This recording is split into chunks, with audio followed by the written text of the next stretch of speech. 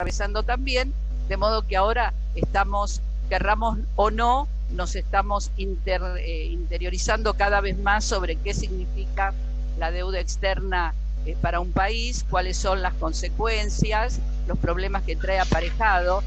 Y todo eso, bueno, esta noche lo vamos a poder escuchar en profundidad a través de las palabras de Alejandro.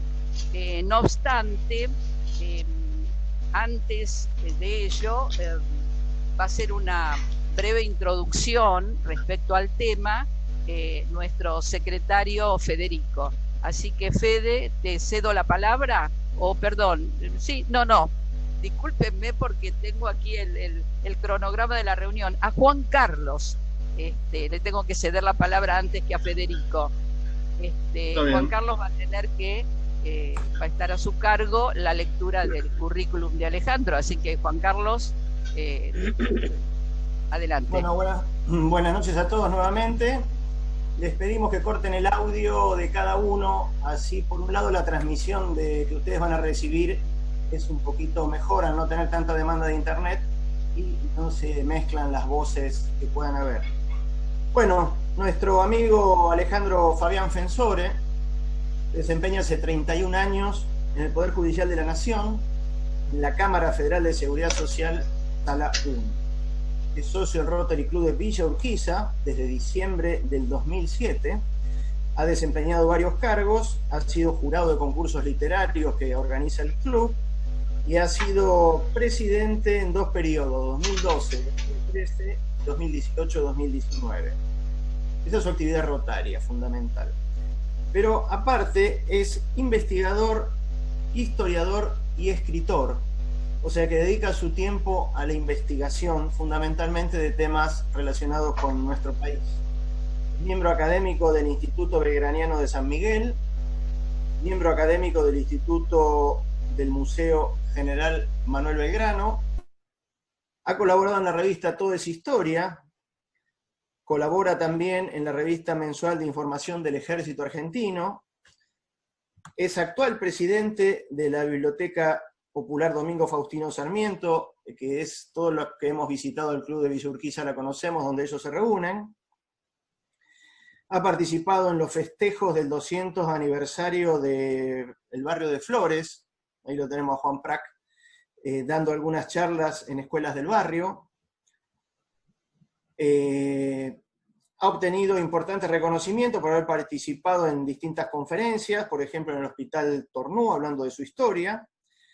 Y en mayo del 14, el Diario Popular le hizo una nota de una página entera en la sección Historias de Vida, en la cual narra sus principios y su desarrollo en el campo de la historia. Dirige un sitio web de historia que se llama www.fensorehistoria.blogspot.com. Es columnista de radio y televisión y medios gráficos y de web. Ha editado y publicado artículos en varios sitios, inclusive ha tenido la oportunidad de reportear historiadores, como por ejemplo a Félix Luna, a Lucía Gálvez, etcétera, entre otros. Y bueno, se dedica y ha dado muchas charlas, y en nuestro club ya ha dado varias charlas en bibliotecas, en salones académicos, entre otros sitios. Así que Alejandro, bienvenido nuevamente a nuestro club. Y en principio, bueno, Federico va a hacer una pequeña introducción al tema y después todo el auditorio es tuyo. Muchas gracias. Gracias, Juan Carlos. Exactamente. Y sobre el tema que va a hablar Alejandro ahora del inicio de la deuda, como lo catalogamos en el flyer que lo hemos estado circulando, lo mío es una pequeña introducción solo como conceptual. Los que me conocen, ya que ellos saben, yo soy ingeniero, pero también soy licenciado en Economía y en Administración, o sea, todo lo que tiene que ver con el área de ingeniería asociado con economía. Entonces rescaté algunos conceptos extraídos de su momento de estudio y de algunos textos, que son muy básicos, no hay nada que demostrar, pero como concepto de deuda, todo lo que es deuda externa, que siempre está catalogado a lo que es la deuda pública que el Estado Nacional contrae con organismos internacionales, también se suma la deuda privada. De que una empresa, por ejemplo, donde yo trabajo, tiene deuda tomada en bancos desde afuera, todo eso se suma en una bolsa que hoy en Argentina está arriba de los 300.000 millones de dólares de deuda. todo lo que hemos visto en estos tiempos que estuvo negociando el Estado Nacional, que lo hemos visto en la televisión y un gran principio de acuerdo en estos días, va por la deuda pública, que son algo así como 200.000 millones aproximadamente, entre 200 y 240 con el último número que queda ahora, cerrado al 1 de enero del 2020. Pero más allá de eso, y como concepto de deuda, el problema no está en la deuda en sí, sino qué hacemos con la deuda que contraemos. Hay muchos países de primer mundo, desarrollado, como queramos llamarle, que tienen deuda externa. Por ejemplo, ahora lo que les voy a compartir en pantalla son países que tienen deuda externa muy abultada y mucho más que Argentina. No sé si pueden ver ahí lo que les estoy mostrando. Esto es el ranking de deuda externa de países de todo el mundo, actualizado a enero de este año, aquellos que tienen tomado deuda. ¿Lo pueden ver? ¿Sí? Bien. Primero a la cabeza verán Estados Unidos, Reino Unido, Francia, Japón. Hay muchos países del área como Suiza, Suecia, etcétera. Nosotros estamos en el número 33, acá.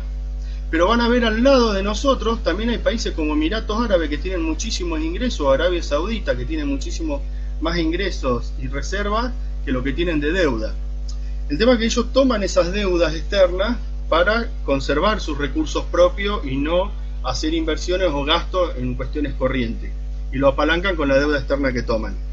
Como dije antes, la situación se da con qué se hace con la deuda que uno toma, que va desde la vida privada hasta cuestiones de Estado Nacional. Y ahí tenemos una gran falla, como va a mostrar Alejandro ahora, qué es lo que ocurrió con los primeros deudas que se fueron tomando. Y como el último concepto de deuda externa, hay países que, por ejemplo, como es el caso de Suiza emite deuda negativa o bonos negativos, es decir, te emite un bono que vos pagás $100 por ese bono y dentro de 10 años te devuelven 96.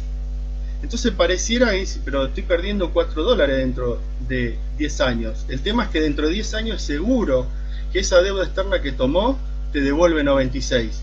Vos perdés 4, pero es seguro que cobrás los 96. Eso es una tasa negativa y es muy distinto a los nuestros que emitimos deuda externa y le asegurás que dentro de 10 años va a cobrar el bono de $100 y la última noticia que tenemos de este día es que se le va a pagar 56,40. Y encima tiene que esperar el vencimiento. Y aún así en algunos casos se le dio más vencimientos todavía, 4 años más de vencimiento se le estiró.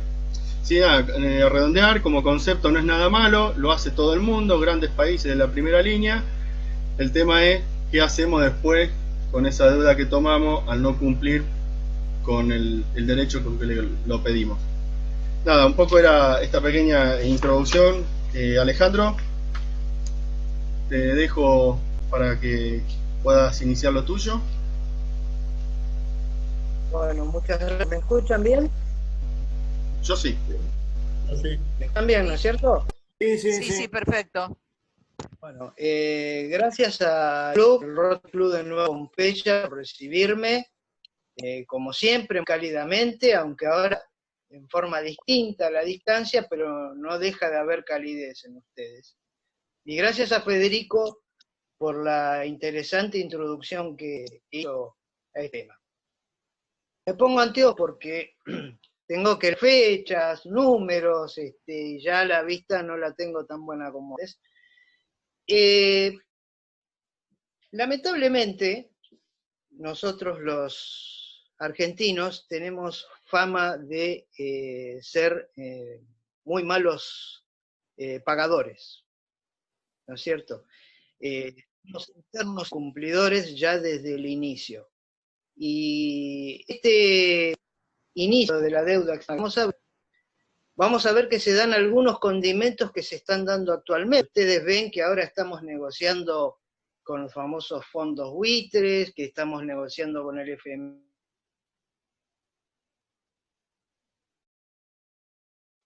Perdón, el micrófono, ¿me escucha ahora?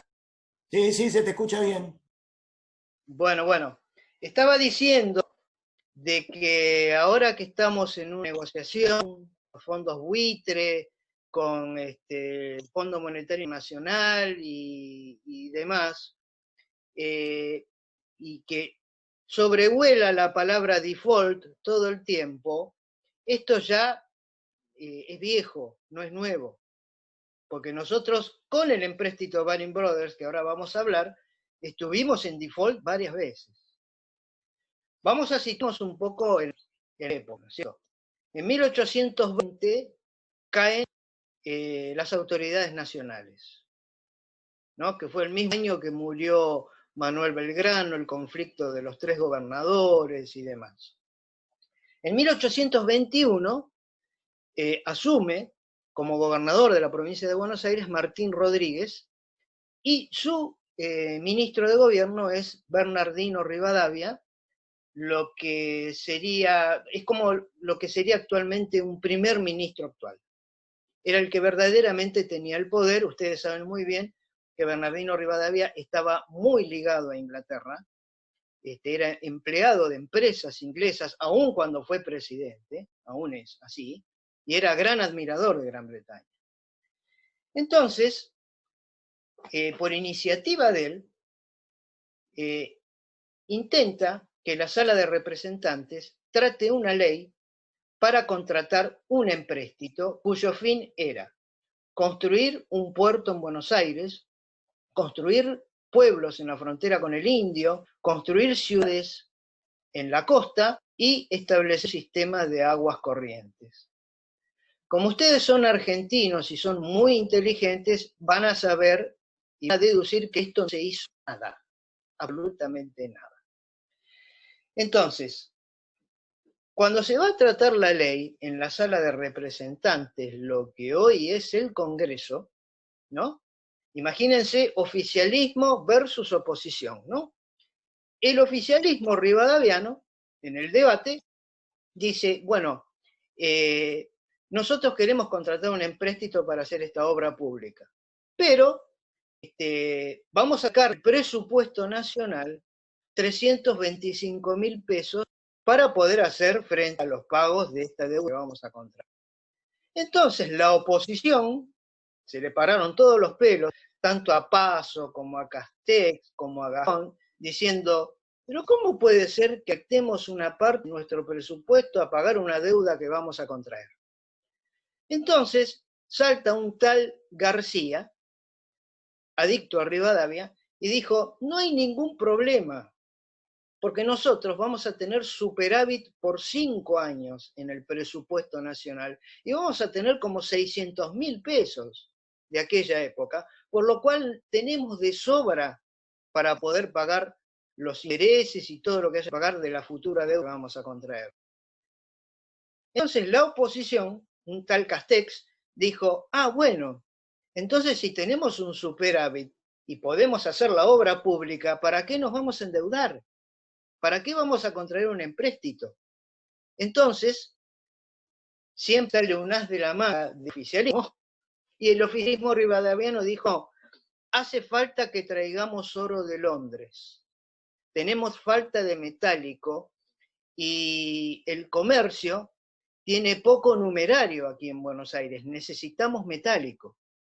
Y esa fue la excusa por la cual se aprobó la ley, por la cual se posibilitó empezar a negociar el empréstito con la casa Baring Brothers. O sea, hecha la ley, hecha la trampa como siempre. Y bueno, una vez que ocurre esto, se designa a un consorcio que tiene que negociar con la casa Baring para ver cuánta plata nos iban a dar. Entonces yo les voy a dar los nombres de los consorcistas que gestionaron este empréstito, todos delincuentes, todos especuladores, todos estafadores. Sí, se los digo, ya. Por ejemplo, tenemos a John Parish Robertson, que era familiar del cónsul inglés de Río de Janeiro. Después, su hermano, William Parish Robertson, los dos ingleses. Después, un tal Félix Castro, comerciante, socio de William Parish Robertson en negocios agrícolas. Después tenemos a un tal Braulio Costa, especulador en negocios turbios y estafador, y que inclusive fue apoderado de Facundo Quiroga y lo estafó a Facundo Quiroga. O sea, un gran personaje. Después tenemos a Miguel Riglos y tenemos a Juan Pablo Sáenz Valiente, los dos comerciantes y estafadores. Estos son los grandes personajes que gestionaron el empréstito Baring Brothers. Y hay algo muy curioso. Hay un autor que se llama Eduardo Salduendo, que escribió un libro que lo editó de Editorial de Palma, que se llama La deuda externa, que dice que todos los que yo nombré, que formaban parte de este consorcio, tenían la costumbre de jugar con dados cargados de mercurio y estafar a sus contrincantes. Entre ellos, una de sus víctimas fue el general Tomás de Iriarte, que denunció esto, que estos señores jugaban a los dados cargados de mercurio haciendo trampa. O sea, estafadores, especuladores y que hacían trampa en el juego. Estos son los señores que gestionaron el empréstito Baring Brothers para nuestro país. Y obviamente tenemos que ir a los números para que ustedes se den cuenta lo que fue la estafa. Así que yo le quiero pedir a mi amigo Federico, si puede pasar el primer PowerPoint, lo puede compartir en pantalla, por favor. Gracias, Fede. El monto original del empréstito fue 1 millón de libras esterlinas. Fueron colocados con títulos al 70% y quedaron 700.000 libras esterlinas. Se restan bien 12% de intereses en adelantos, son menos 120.000 libras esterlinas. Al 1% de amortización adelantada se restan 10.000 libras esterlinas, por lo cual de ese millón de libras esterlinas quedan 570.000 libras esterlinas. Vamos al próximo PowerPoint, por favor. Todavía tenemos que hacer más descuentos. Gastos de viajes de Rivadavia a Europa, 6.000 libras esterlinas. Comisión para la Baring, las que nos da el empréstito a nosotros, 1.300 libras esterlinas. Comisión para Félix Castro y uno de los hermanos Robertson del consorcio, 7.000 libras esterlinas. Recupero de gastos, 3.000 libras esterlinas, por lo cual el saldo final de lo que quedó de ese millón de libras fue 552.000 libras esterlinas, es decir, el 55% de la suma original. Maravilloso lo que somos nosotros haciendo negocios, así que podés sacar ya el PowerPoint, gracias Fede, y ustedes han dado cuenta de los números de la estafa, pero todavía se restó mucho más, porque los ingleses decían, bueno, no podemos mandar todo el dinero a Buenos Aires, entonces le guardamos el dinero, les cobramos intereses y queda esto tranquilito en el Banco de Londres. Y nosotros teníamos que seguir pagando intereses. El empréstito llegaron 2 pesos acá a Buenos Aires en cómodas letras de cambio, en bonos y en lingotes de oro. El gobernador de varios años después, que era Las Heras, durante la guerra con el Brasil, le pedía, por favor, a la Baring, por favor, mándenme algo del empréstito porque tengo que financiar la guerra contra el Brasil. Y le daban bonitos y letras de cambio. Y nosotros, recuerden, nos endeudamos por 1 millón de libras esterlinas y llegó 2 pesos llegaron acá. Esta es la realidad. Ahora, en 1826 Rivadavia es presidente y en 1827 renuncia, ¿no es cierto? Hasta 1827 los pagos fueron al día. Pero luego, cuando asume Dorrego, la gobernación de Buenos Aires, se suspenden los pagos. Por lo cual, desde 1827 a 1844, técnicamente estuvimos en default. No habíamos pagado un solo peso. En 1844 se reanudan los pagos, girando 5.000 pesos mensuales a la Baring Brothers. En 1845 se vuelven a suspender los pagos y volvemos a entrar en default porque recuerden, ya estábamos en tiempos de la gobernación de Rosas y estaba el bloqueo anglo-francés, el bloqueo inglés, el bloqueo francés también, perdón. Estábamos en guerra prácticamente con las dos potencias de aquel momento, se suspenden los pagos. Termina el conflicto y Rosas reinicia el pago de 5.000 pesos mensuales. Pero luego Rosas hace una estrategia. Intenta canjear la deuda con la Baring Brothers por las Islas Malvinas.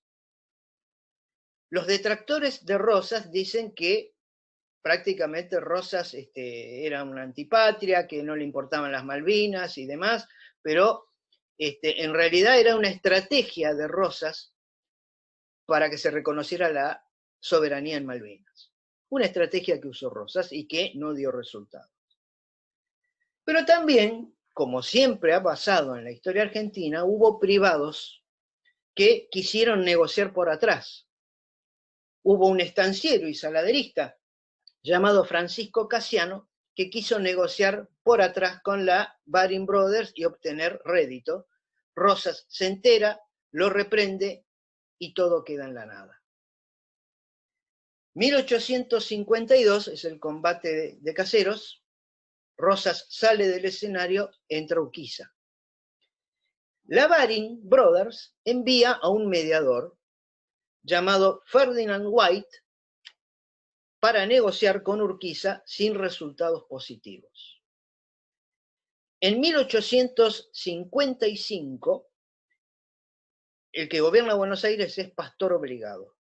Y Pastor Obligado nombra a un tal Norberto de la Riestra para negociar con este señor inglés Ferdinand White, que era una especie de mediador de la Baring Brothers. Entonces, entre ellos dos acuerdan que la Argentina tenía que girar 10.000 pesos y emitir bonos diferidos en forma mensual. Como premio, el señor Norberto de la Riestra, argentino, recibió cargos directivos en el Banco de Londres y Río de la Plata y en los ferrocarriles ingleses aquí en Argentina. Un personaje maravilloso argentino era. Y en 1892 se vuelven a suspender los pagos y otra vez entramos técnicamente en default. En 1893 hay un acuerdo entre el gobierno argentino y la famosa banca Rothschild, que ustedes también deben conocer bien. Y el acuerdo al que se llega es incluir en una canasta todos los pagos de todos los empréstitos que hizo la Argentina, entre ellos el de la Baring Brothers. Por lo cual, en 1904, recién en 1904, primer gobierno de Roca, se termina de pagar el empréstito Baring Brothers 14 veces el importe original. O sea, 14 veces el importe de 1 millón de libras esterlinas.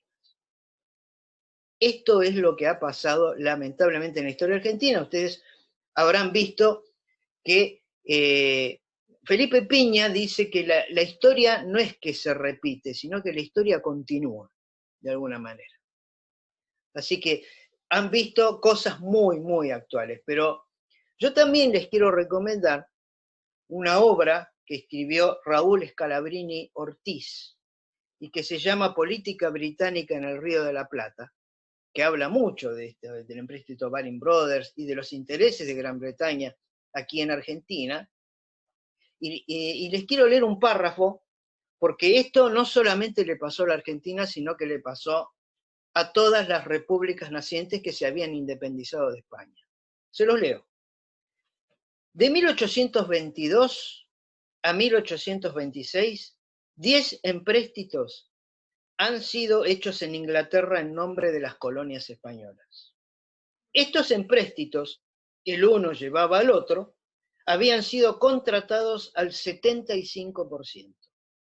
Inglaterra desembolsó una suma real de 7 millones de libras, pero las repúblicas españolas han quedado hipotecadas en una deuda de 20.978.000 libras.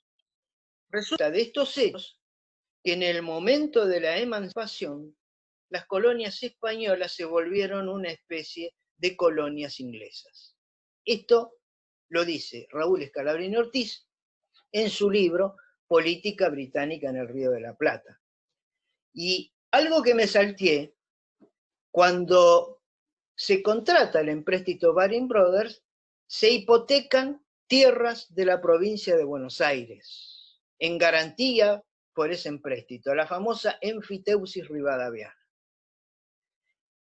Rivadavia, que fue el mentor de todo este desastre, no es un personaje simpático para mí, ya se los aclaro, porque no solamente participó en los negociados de la Baring, sino que también participó en negociados trayendo inmigración europea para que hicieran tareas agrícolas, y resulta que cuando llegaban aquí a Buenos Aires no tenían ni siquiera los rudimentos ni campo para trabajar, llegaron absolutamente estafados.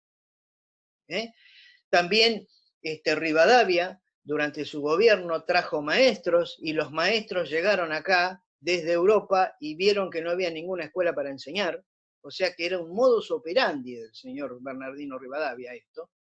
Era gran amante de Inglaterra, admiraba a Gran Bretaña y se casó demasiado con intereses ingleses. Como yo les dije antes, siendo él presidente de la nación, era empleado de una compañía inglesa que le pagaba el sueldo. Algo antiético absolutamente. Y ustedes vieron en este raconto que hemos hecho, que siempre hubo argentinos traidores a su patria que negociaron del otro lado del mostrador sin importar el territorio en el que nacieron. Algo que ocurre lamentablemente en el día de hoy. Así que, ¿qué puedo concluir yo con esto? Algunos dicen que la historia ya pasó, no sirve, ¿para qué vamos a hablar de historia?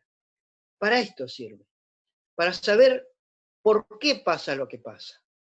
Nosotros tenemos que saber de dónde surge todo esto. ¿Por qué tenemos fama de ser incumplidores?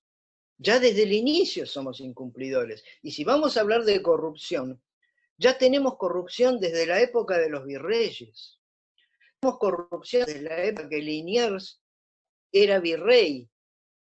Fue el padre de los primeros bonos que hubo en estas tierras, por ejemplo.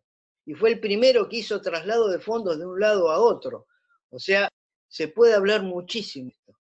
Por eso, la historia, como dice Peña, no se repite, continúa. Y lamentablemente es lo que pasó, y la historia sirve como lección para saber por qué estamos así, para saber de dónde surgió todo esto, y a lo mejor también para saber cuál es la solución que podemos tener.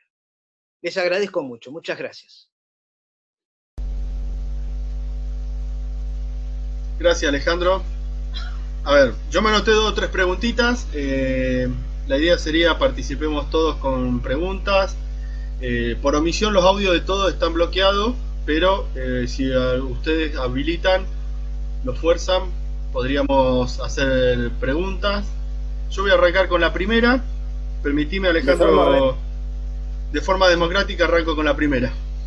Y además de forma ordenada nos sumamos después en otras preguntas. Ale, hoy en día, ¿quién sería la sucesora de la Baring? O sea, no como actitud o acción que ocurrió, sino en lo largo de la historia esto fue quedando en manos de otro banco que fue tomando la deuda y que a su vez lo siguió otro banco o otro grupo económico. Sí, muy buena pregunta, Fred, porque omití decir esto también. ¿Cómo fue que terminó la Baring? Sí. La Baring terminó quebrada absolutamente en 1995 porque un empleado de la Baring hizo especulación con contratos a futuro y fue un gran fraude de millones y millones de dólares que la Baring no pudo cubrir. Entonces, a raíz de esto, la Baring fue vendida junto con su pasivo al grupo de seguros ING holandés. Y luego, el grupo ING holandés lo vendió a un trust, que no recuerdo el nombre. Este señor, empleado de la Baring, estuvo preso 6 años, luego salió, escribió un libro, y con ese libro se hizo una película sobre este tema, cuyo protagonista es el actor Ewan McGregor. No recuerdo el nombre del libro y la película ahora, pero sí recuerdo que se hizo una película con Ewan McGregor. Así que eso es lo que yo sé de eso que vos preguntás. Gracias, Alejandro. ¿Alguna pregunta? Horacio. Sí. Vi dos que hablaron de justo, no sé, Juan Carlos, Ricardo, no me pareció. No. Adelante. Señalaba que Horacio había pedido la palabra. Ah, bueno. Horacio, Dabul, ¿puede ser? Realmente, como argentino, nos da mucha tristeza que esto siga ocurriendo, ¿cierto? Como dijo el profesor. Ahora, ¿de qué forma esto, ¿cierto?, se puede empezar a solucionar si los que dirigen no tienen un poquito de sangre sanmartiniana? Y esto realmente sería muy duro, porque esto es traición a la patria, no cabe ninguna duda. En el mapa primero, ¿cierto?, donde aparecieron los países, hay países que no tienen deuda. Entonces, estos grupos poderosos las destruyen para tener su deuda. De eso no cabe, le digo yo como hijo de sirio, lo que han hecho en Siria, la han destruido y no le han pedido hasta ahora ningún peso, como está ocurriendo ahora con el Líbano. Entonces estos grupos poderosos, que siempre tienen traidores acá, en la Argentina, tendrían que modificar las leyes para dar ejemplos para las futuras generaciones, porque realmente la traición a la patria es tremendo. El otro día estaba mirando una película viejísima donde se hacían los negociados con Inglaterra, que mataron a un senador. Entonces esas cosas hay que aprenderlas y conocerlas. O sea, realmente, lamentablemente, la falta de patriotismo, la falta de capacidad, si no hay medidas, esto va a continuar. Pero si no hay ejemplos duros, que le cueste inclusive la vida, las futuras generaciones van a empezar a analizar. Lo de Rivadavia es tremendo. Y yo no sé cómo hay personas que lo defienden. Lo que pasa es que la historia la escriben las personas y según de qué lado del mostrador estén, automáticamente apoyan o no apoyan. La verdad que lo felicito, estoy muy contento de haber estado presente. Hoy era la primera reunión de las comisarías y decidí estar acá con ustedes. Muchas gracias. Gracias, Horacio. Te agradecemos. Sí, Miguel, Juan Miguel Prac, del Rotary Club de Flores. Tenés el micrófono, tenés que habilitarlo, Miguel. Hola, Miguel. Habilita el micrófono, Miguel. Si estás con el celular, tendrías que cambiar de pantalla hasta que te muestre el micrófono para habilitarlo. Ahí está. Ahora estamos. Sí, señor. Bueno, muchas gracias. Sí, realmente Rivadavia fue un personaje nefasto para la República Argentina. Y es incomprensible lo que decíamos, cómo se escribe la historia. Nosotros tuvimos también otro personaje muy importante, con muy buena prensa, que fundó un diario muy importante hasta hoy, que fue Bartolomé Mitre, presidente, general, bueno. Un hecho importante, como recién decía Horacio, sucedió acá en América, que fue con Paraguay. Paraguay, cuando todos los países recién emancipados tenían una economía muy pobre, Paraguay tenía una economía muy importante. Paraguay tuvo el primer ferrocarril, tuvo una industria siderúrgica muy importante, elaboraba tanino que vendía, en ese entonces era muy utilizado para el curtido de los cueros, pero no tenía deuda. Inglaterra no podía soportar eso. Entonces hicieron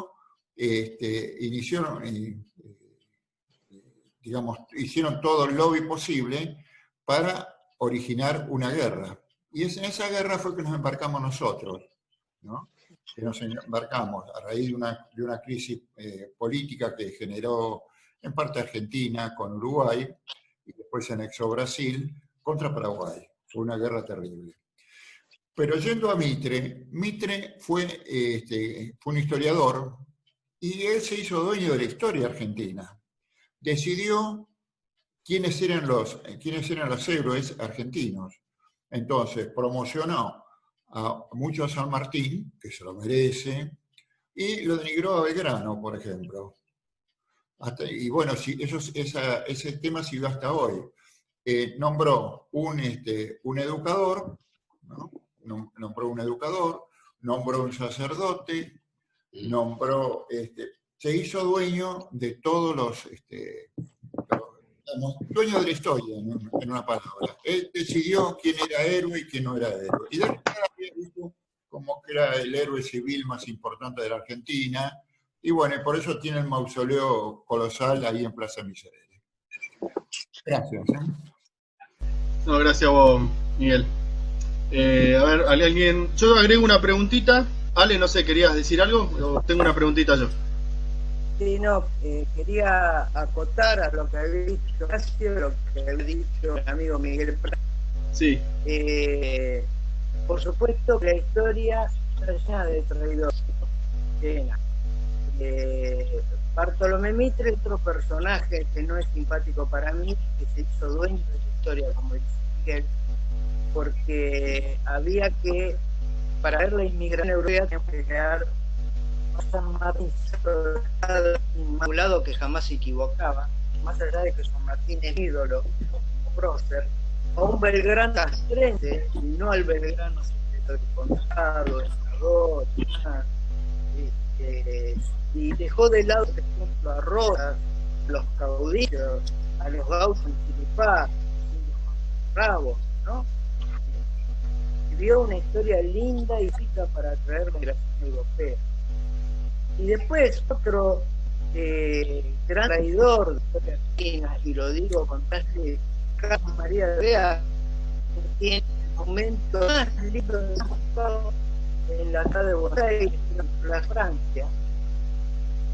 Fue gran traidora a la Revolución de Mayo y gran traidora a San Martín. Fue capaz. Yo no entendí, eso. No. ¿Yo solo escucho mal? Fue de pedirle perdón a Fernando VII por haber sido un revolucionario. Así que quería acotar. Está bien.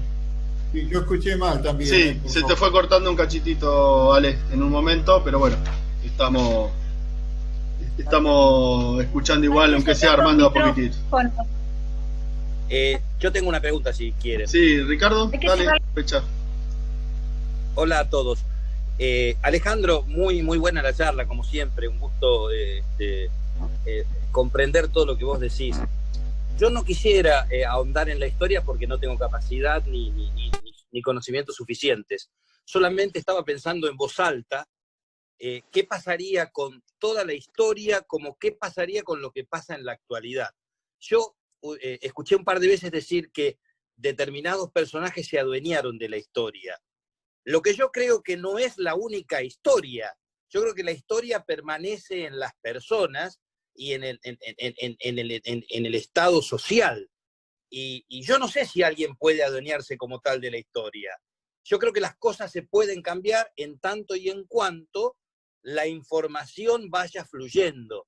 Eso es lo que no tenemos que permitir, que no falte información. No creo que nadie pueda adueñarse de la historia, y mucho menos de la actual, ni de la reciente, pero parecería que lo hemos permitido. Esa es la parte que yo no entiendo muy bien, y eso es lo que estoy preguntando. ¿Hay una sola historia o hay una historia social? Esa es mi pregunta. Bueno, agradezco la pregunta. Hay una sola historia. porque los hechos pasaron y no se pueden cambiar. Pero lo que pasa es que lamentablemente la historia ha sido funcional a los gobiernos de turno. Entonces, el que viene cambia las reglas de todo e inclusive cambia la historia. Ustedes, vayamos a los gobiernos más recientes.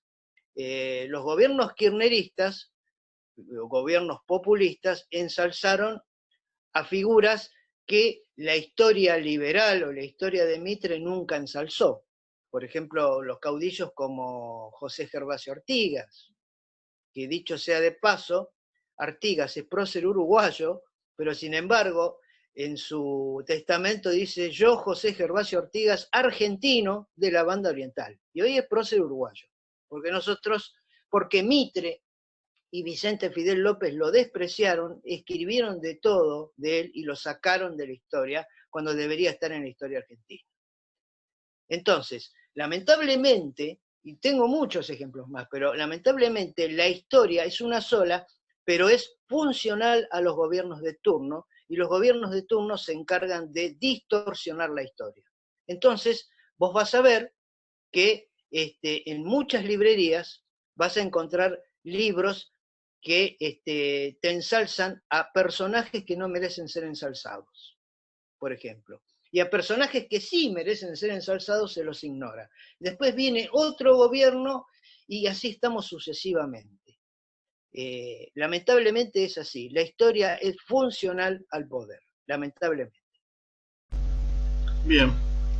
Ale, tengo una pregunta. Vos en un momento, si mal entendí, dijiste que las colonias españolas que fueron absorbidas o pasaron con la conquista de Inglaterra, o pasaron bajo el dominio del Reino Unido, esta situación de la deuda, porque haya sido inducida por la historia que nos acabas de contar de pedir uno, cómo no terminó llegando nada, esto también, estas situaciones, ¿se dieron con los países de la mancomunidad de Inglaterra, de la Commonwealth, de aquellos países que formaban parte de su reino? No digo de Irlanda, pero sí de en algún momento como estuvieron países de África bajo la mancomunidad. En esas situaciones de la mancomunidad propiamente dicha, que se supone que estaba bajo el halo del protectorado de ellos, ¿se dio estas situaciones también? O sea, no te lo puedo decir en detalle, pero que sí hizo Inglaterra con sus colonias fue también ahogarlas. Acordémonos lo que fue, por ejemplo, la famosa guerra del opio, ¿no? Los que saben de historia saben que la guerra del opio fue ahogar a los chinos de alguna manera.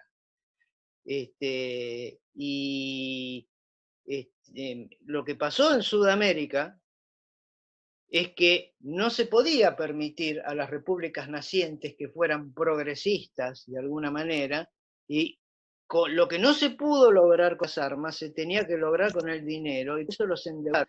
Y ya que Miguel Praca habló de la guerra contra el Paraguay, y bien dijo, Paraguay era el país más progresista de América del Sur, el más prometedor, el primero que tuvo siderurgia, tuvo ferrocarriles y demás, entonces había que bajarlo de alguna manera. Y lograron inventando una guerra.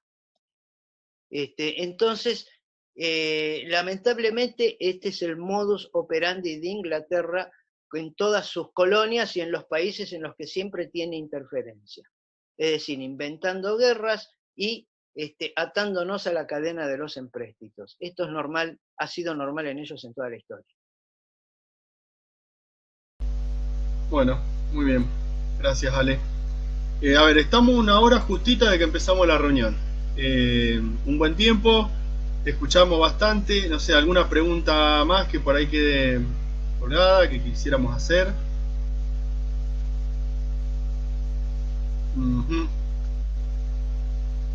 Horacio. Habilitar. Sí. Sí, en la situación actual con estas negociaciones, ¿cómo ve el futuro? Porque básicamente nosotros pateamos la deuda para adelante, ¿correcto? Para las futuras generaciones. Y solamente pagamos intereses, ¿cierto? O sea, esto es como si fuese un gobierno, el otro. En ese sentido están todos de acuerdo. Fíjense que ahora tenemos que ir de vuelta al Fondo Monetario Internacional, ¿cierto? Y hay cosas que uno no entiende. Por eso yo hablo que realmente el tema que se dice, cómo nos venden las ideas. pedir dinero, ¿para qué? ¿Cierto? Este es como el cuento aquel que decía, pedimos dinero y usted ve los puentes, ve la ruta. Y nosotros en la Argentina pedimos, nos endeudamos y no aparece. Entonces me parece a mí que si no se transforma este tema y hago un análisis a corto plazo, el anterior ministro de Economía fue el que nos tomó ese préstamo y yo lo veo que el periodista no habla ninguno, ¿cierto?, del ministro de Economía que pidió ese dinero. O sea que acá el periodismo, los intereses, es como si estarían todos recogiendo un pedacito de todas estas negociaciones, porque pedir los créditos da muchos beneficios. Como dijo usted, del millón aquel, y nosotros recogimos del 55%. Yo pienso que esto hay que profundizarlo y realmente formar dirigentes que sientan la camiseta, como dice. Yo realmente lo felicito, estoy muy contento de haberlo escuchado, refresqué mucha de su información que la he aprendido en la universidad y ya me había olvidado de muchas, pero lo que uno siente dentro de uno se da cuenta que nos falta dirigentes patriotas, automáticamente, que por unas monedas se venden al mejor postor. Muchas gracias. Gracias a vos, Horacio. Sí, a ver, Gracias. Alejandro, agradecido por la parte de la historia. Tendríamos que armar algo distinto más adelante para que nos comparta qué es lo que infiere un economista, lo que puede pasarnos para adelante, ¿no? Ya sabemos de la actualidad porque la vivimos, lo que hoy nos expuso Alejandro para atrás. Habría que buscar a alguien que nos pueda ayudar en interpretar también lo que va a pasar para adelante. Pero bueno, lo podemos armar algo más adelante. Sí, Ale.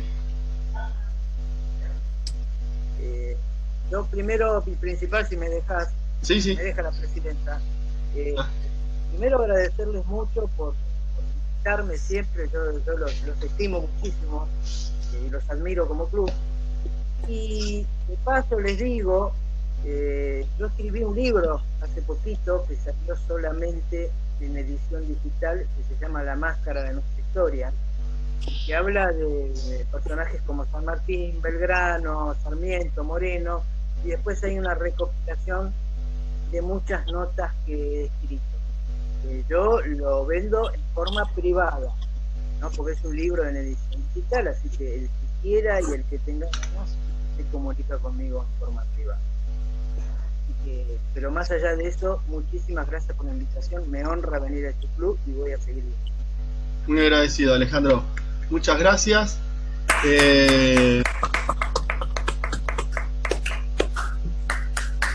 Muy bien, muy lindo, la verdad, muy bueno. A ver, quiero repasar rapidito los clubes que nos acompañaron hoy. Por favor, si omito alguno, avísenme. Pasan las mejores familias: Catedral al Sur, Ciudad Cava, Villa Luro, Villa Urquiza, Parque de los Patricios, el Reducto de Uruguay, que nos estaba acompañando recién, Palermo, Villarreal Versalles, Villa Devoto, Veleta Caballito, Punta Chica y Flores. Y además nosotros, Nueva Pompeya de casa. Palermo, muchas gracias. Rotary Club de Palermo. Norma, quería habilitar el micrófono un momento. Norma, habilita el micrófono. Norma. Tenés que habilitarlo de la computadora. Ahora. Ahí está, ahora sí.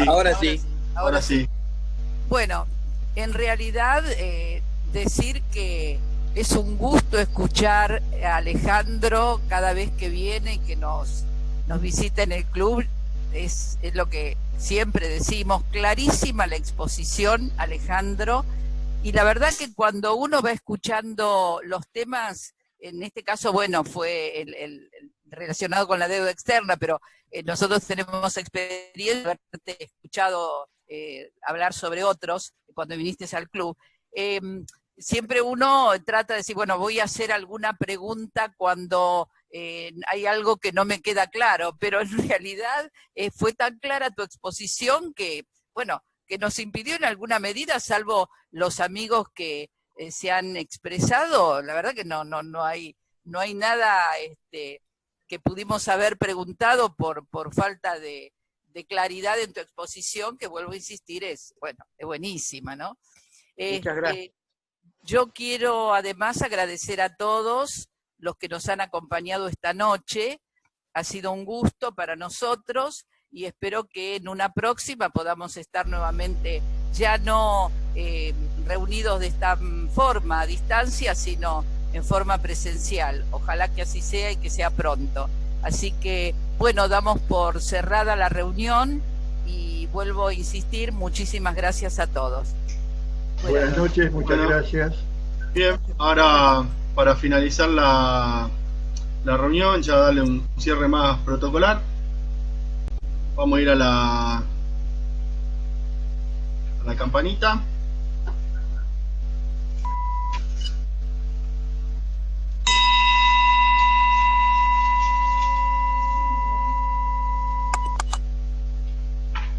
Muy bien, muy agradecidos a todos. Les recordamos, después lo vamos a hacer circular en el mes de octubre. Vamos a tener otra exposición, ojalá sea personal, pero si no lo haremos por Zoom. También va sobre todo lo que es Vaca Muerta, trayendo actualidad de todo lo que